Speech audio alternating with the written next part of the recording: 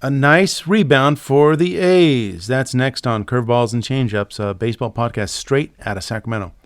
I'm Steve Harmon, and this is a podcast for A's fans and baseball fans in general. No straight fastballs here, folks, just a bunch of off-speed pitches to keep the hitters off balance, maybe a few cutters and some riding heat just to keep you honest. I played the game. I once hit a grand slam home run in an over 30 baseball league. Sure, it was off a 46-year-old airline pilot, and the wind was blowing out, but I got a good swing on it and sent it over the left field wall 360 feet out. I covered the Bash Brother A's as a sports writer in the 1980s and early 90s.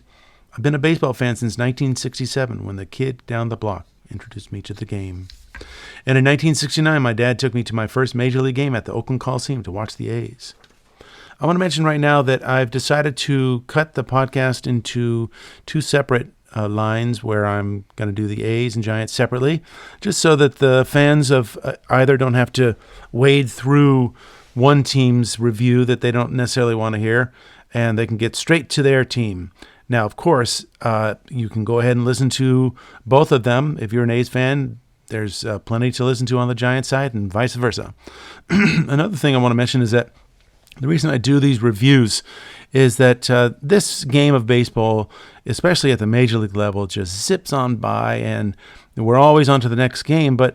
And there's just so much that happens. I mean, just over a weekend, there's so much to try to remember. Sometimes you don't see all the games. Sometimes you might snatch a little bit about what happened. But I want to make sure that we do hit some of the main points of the games that just went by, so we don't forget about it, and make sure that we keep it as context as we head into the next set of games. All right, the A's return home after a short respite in Colorado. They took 2 out of 3, improved their record to 4-6. Friday, they had a 6-3 win in 11 innings. They used 6 pitchers. The kid Murdoch gets the win. I'll talk about him later. Saturday, they have a 7-4 win with Sears giving a nice stalwart effort. And Sunday, it was back to the losing ways. They lost 12-5.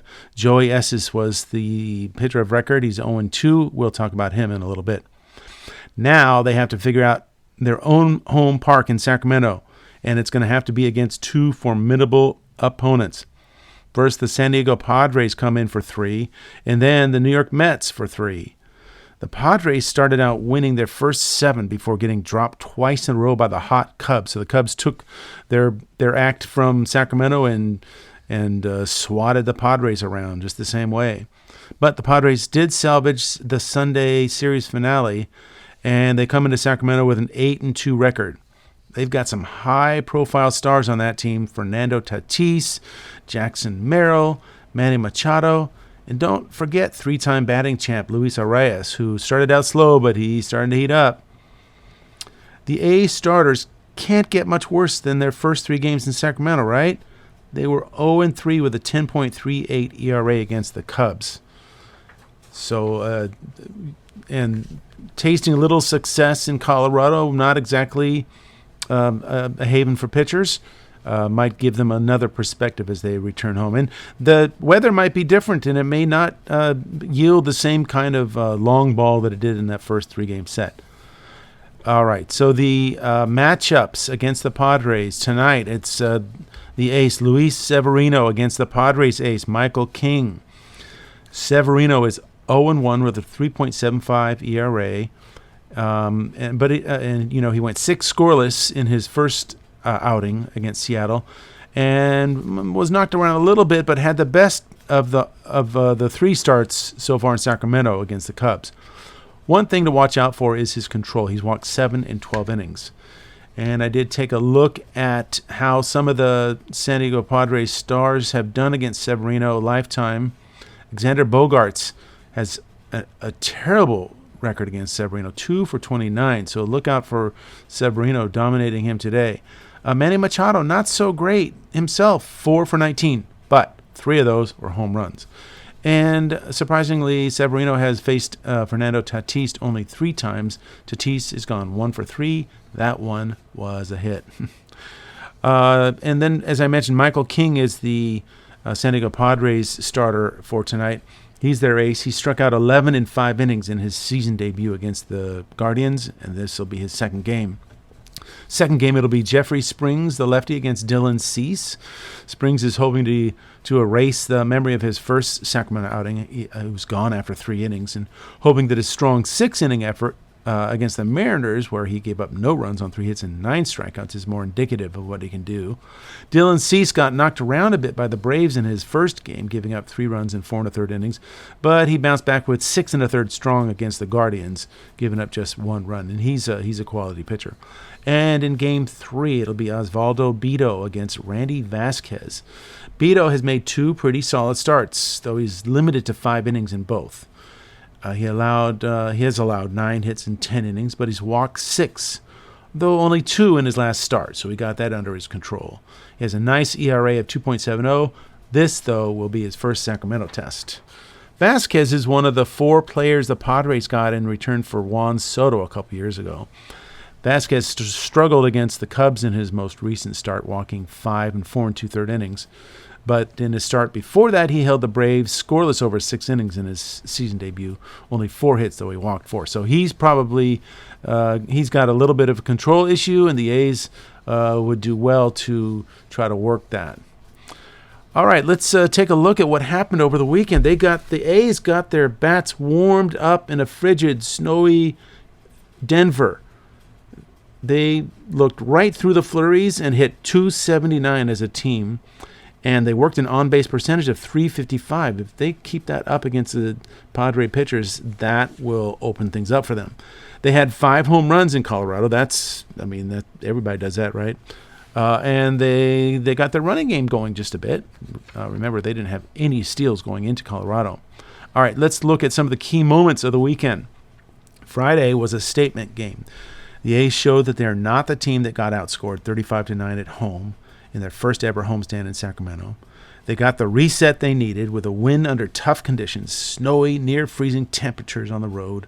They won 6-3 in 11 innings. They had a 3-2 lead, lost it, but pulled off the win with a 3-run 11th inning. I'll get into more detail just a little bit. Saturday, it was another good sign of their resilience. They fell behind 3-0 early Saturday and even grounded into a triple play. But they got back with 1 run into the 4th and then knocked out Rocky starter Herman Marquez in the 6th with 3 runs and added 3 more in the 7th.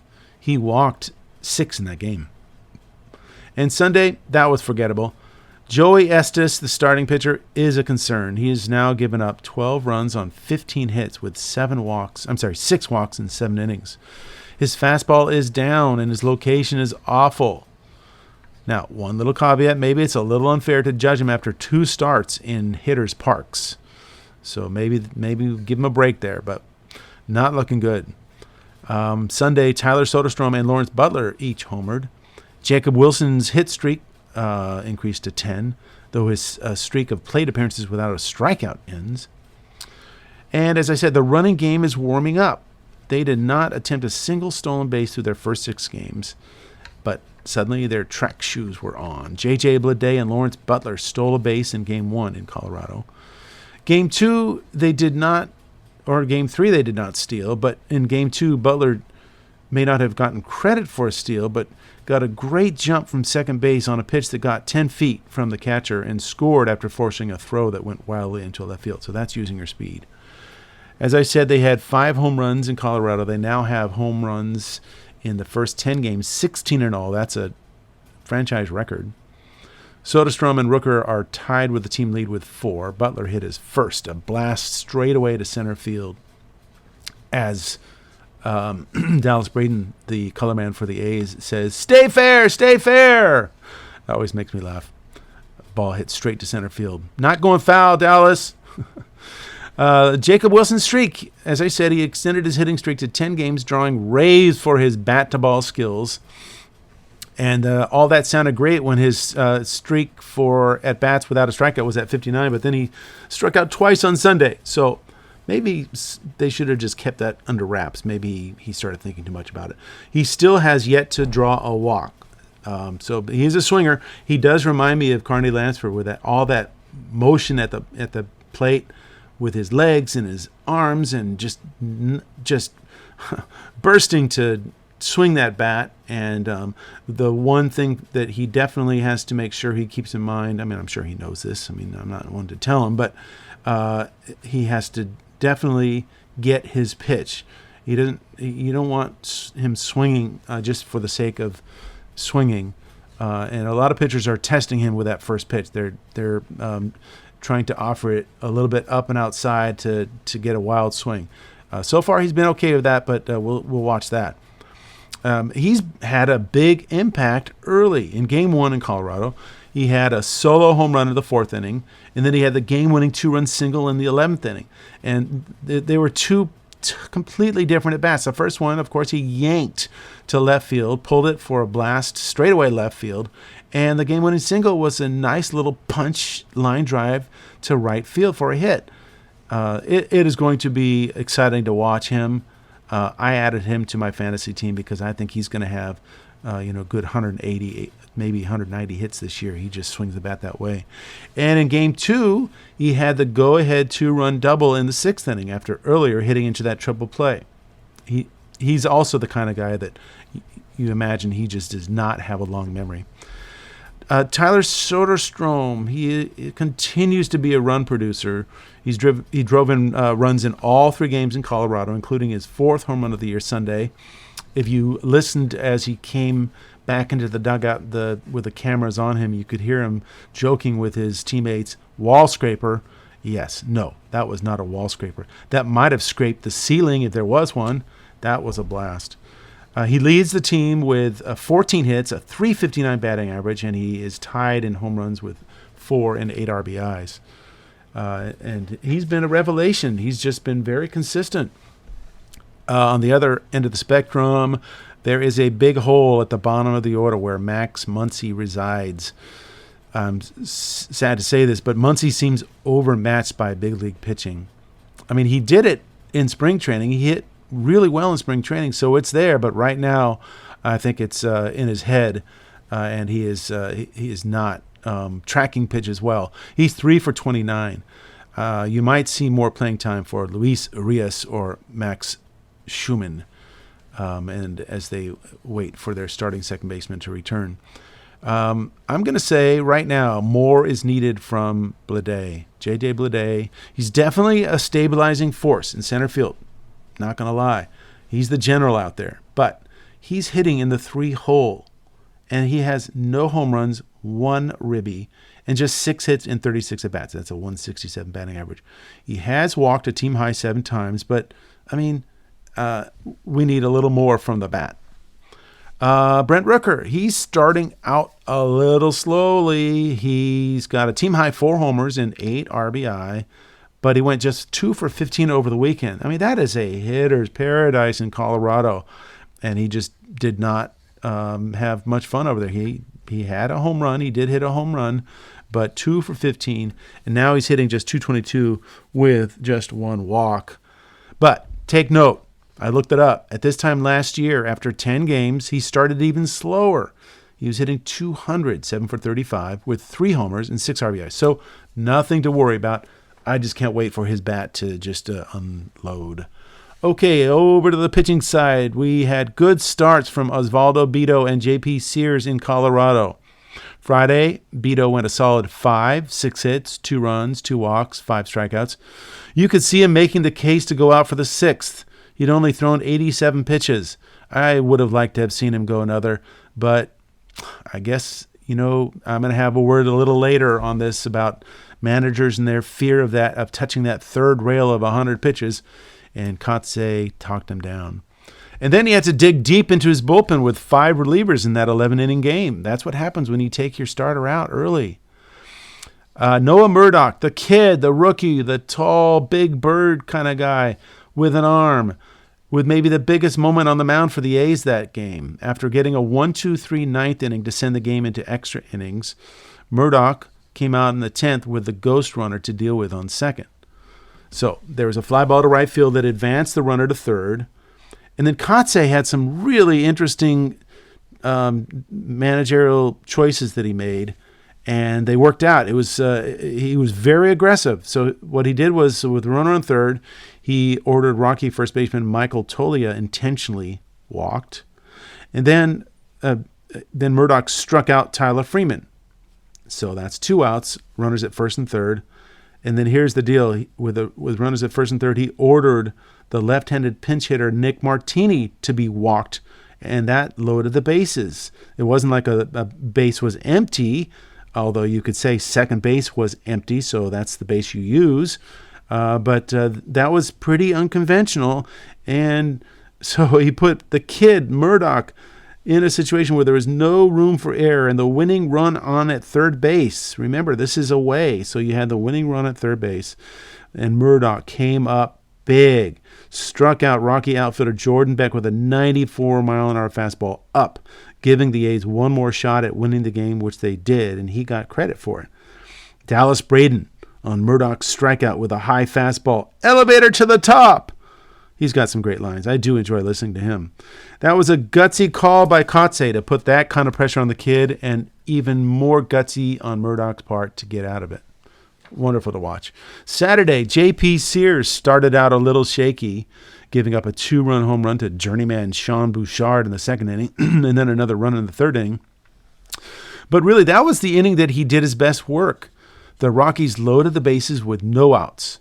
No outs, bases loaded. One pitch after a visit from pitching coach Scott Emerson. He got cleanup hitter Hunter Goodman to ground into a double play. Scored a run, but he got 2 outs out of it. And then he struck out Chris Bryant to end the threat. So that was, you got the minimum out of the maximum out of the Rockies there. And that was big-time pitching. And he left with 2 runners on in the 7th inning. So he got through that and was magnificent all the way into the 7th inning, and then he yielded to rookie Justin Sterner, who stranded those 2 runners, and he's done a really nice job too. So young arms in the bullpen, looking good for the A's so far.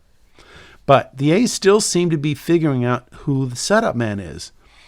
Leclerc came into Game 1 in the 8th inning with a 3-2 lead, but gave up that run, which led to the extra inning game. So he has blown a couple leads already.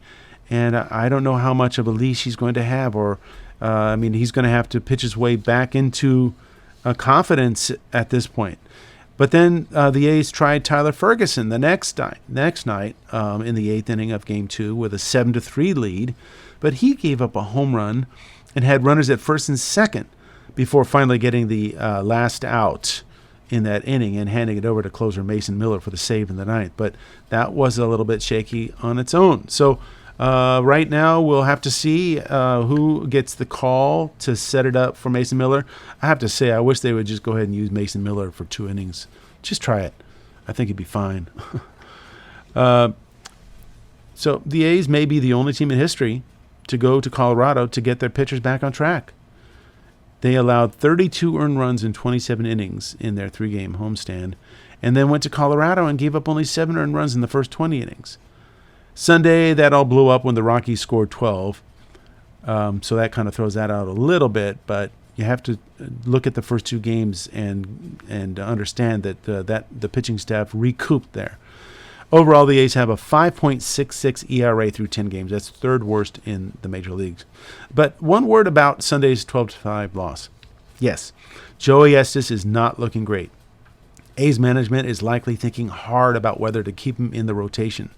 That's why you saw Mitch Spence pitching not 1, not 2, not 3, not 4, but into the 5th inning in relief Sunday. His final line, 4 1/3 innings, 3 earned runs, doesn't tell the whole story. He gave up 1 run on 2 hits in his first inning, but after that, he retired 11 in a row and 6 on strikeouts. He was dominant. A's fans were seeing visions of a 5th starter right there. So he had gone 4 innings, giving up only 1 run on 2 hits before going out for his 5th inning. And unfortunately, he may have run out of gas there. He gave up 3 straight hits. One of them was cut down when the laden-legged first baseman Tolia tried to stretch a double into triple and was cut down on a beautiful relay throw from Lawrence Butler to, Jacob Wilson, all the way over to third base for the throwout. Always reminds me of the Jackson to Dick Green to Sal Bando put out of Bill Buckner trying to stretch his double into a triple back in the '74 World Series. But, so as I said, Spence may have run out of gas there, gave up 3 straight hits, but overall that performance could have shifted some thinking on the 5th starter. He may be the guy, I don't know, maybe early, but by the time the 5th spot in the rotation comes up again, which would be Game 2 of the New York Mets series on Saturday, could be Spence. But first, the A's have to go through the Padres. That's their first test since fleeing from that 3-game sweep to the Cubs. All right, I have a new feature. It's not going to be an every episode thing, but I'd like to break it out once in a while. I'm calling it the 100 Pitch Limit Follies. Yeah, every once in a while I'm going to bring you fresh new evidence of how the game has taken the 100 pitch limit to the ridiculous and sublime. First, some context. Friday, the 28 teams that played used 101 relief pitchers. I mean, a lot of those came out of the A's game. In that 11-inning game, and the Giants also. There's that's more than 3.5 relievers per team. On Saturday, the number came down a little, 87 relievers in 28 games, which is still 3 relievers a game. If we're on course to the lowest number of complete games in history, which we are, that means bullpens will be overtaxed. Also, it means putting the game into the hands of one pitcher or another who may be off that day. You may have a great bullpen, but one of those guys may have slept wrong on the wrong side of the bed the night before. You never know what's going to happen with an individual reliever, especially when you're using more than 1, more than 2, and possibly 3 or 4. So when you already had a good thing going with your starter, why not just stick with them? All right, I've got 13 different examples here. Bear with me, they're really all delicious. Saturday, Blue Jays manager John Schneider, sensing disaster and following some analytics scripted strategy, removes starter Kevin Gausman with 2 outs in the 7th inning after he gives up a single to the Mets' Mark Vientos. Gausman had a 4-hit shutout going, a 2-0 lead, had struck out 9 and walked none. But an analytics-driven manager always believes he has better choices in the bullpen. Yes, of course, the Blue Jay bullpen coughed up the lead and they lost to the Mets 3-2. I would have liked to have heard what Gausman said in private there. Item number 2, Twins manager Rocco Baldelli pulls Bailey Obear after 4 innings with a 6-1 lead. He'd thrown 84 pitches. Give him one more inning for the win. Sure, maybe he gets to 100 pitches, but will it kill him? He's a veteran. It's as if there's a conspiracy to prevent starting pitchers from winning games. Plus, that means 5 pitchers had to come in to finish the game, which they won 6-1. But it'll take its toll on the bullpen. Item number 3, the Miami Marlins' Cal Quantrill goes 5 scoreless innings against the Braves, allowing only 4 hits, no walks, 4 strikeouts. He's thrown only 65 pitches and has a 3-0 lead. But Marlins manager Clayton McCullough asks, why stay with a good thing? What's better than a parade of nameless and faceless relievers to finish the shutout? Sure, they win. They get the shutout, but what's the harm of getting another inning or 2 with his pitch count already under control? Saves the bullpen for later, no? I had to Google McCullough. Never heard of him. I guess I should have been paying attention to the Dodgers games. He was the guy in the first base coach box whispering into the ears of runners to not get picked off for the last 4 years. Item number 4, this kid, Mitchell Parker, lefty for the Washington Nationals. Looks good. He's 2-0 with a 0.73 ERA. He beat the Phillies in his first start. Then he goes 6 strong against the Diamondbacks, allows 2 hits, walks 4, and leads 4-1 after 6 innings. And he's yanked after 6. He threw a whopping 83 pitches, apparently enough to have even old schooler Dave Martinez scrambling to get him out of there. 4 relievers barely avoid coughing it up, but make it interesting. They won 4-3. Item number 5, Seth Lugo was working efficiently and effectively. He's a veteran. He allowed only 1 earned run on 5 hits through 6 innings, and he'd thrown only 85 pitches. At his pace, he could have still avoided the 100-pitch danger zone with 1 more of his efficient innings. But Royals manager Matt Quatraro apparently had a plan to bring in a parade of faceless, nameless relievers so that no one would remember who even started the game. Item number 6, Max Fried gets pulled by Yankee manager Aaron Boone with 2 outs in the 6th. Was he in trouble? Getting bombed? Overworked? No.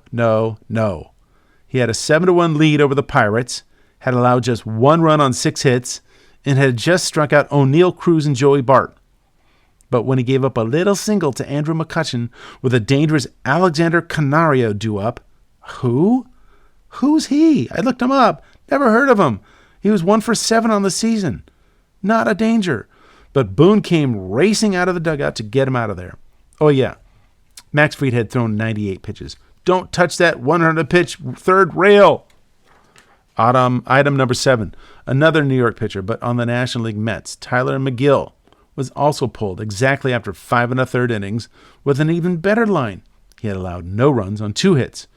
Sure, he might have been in a little jam after walking 2 in a row with 1 out, but let a guy work out of a jam. It might serve you later on. And he'd only thrown 82 pitches. He can't just try to get through that inning. Item number 8. Phillies lefty Jesus Luzardo was working on a 2-hit shutout through 7 innings. He'd walked 2, struck out 8, but he'd thrown 95 pitches. That's less than 13 pitches an inning, and unfortunately, that was edging ever so close to the forbidden line. There's a list in baseball history books of all the pitchers who have thrown 2 hitters. Luzardo won't be on that list because Phillies manager Rob Thompson was ever so protective of his lefty. It took 3 relievers to finish the final 2 innings. How efficient is that? And when does that start to take a toll? Item number 9. The Atlanta Braves' Spencer Schwellenbach also had a chance for a 2-hit shutout, and he had gotten through 8 innings. He had 10 strikeouts, a 10-0 lead, so it was obvious that the game was too close for him to go out for the 9th. And lordy, he almost tipped right over into that 100-pitch abyss. They took him right out at 99 pitches.